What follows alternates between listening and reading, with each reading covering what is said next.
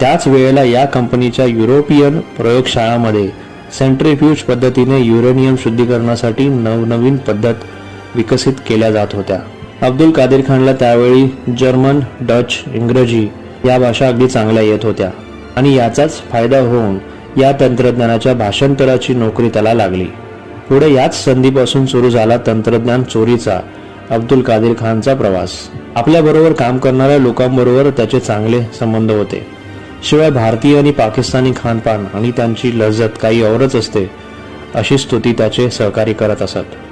कारण होतं खानचं वेळोवेळी मित्रांना बिर्याणी खाऊ घालणं आणि पार्ट्यांसाठी या सगळ्या मित्रांना वारंवार घरी आमंत्रण देण्याचं। खानने आपली अतिशय चांगली इमेज या सर्वांसमोर निर्माण केली होती।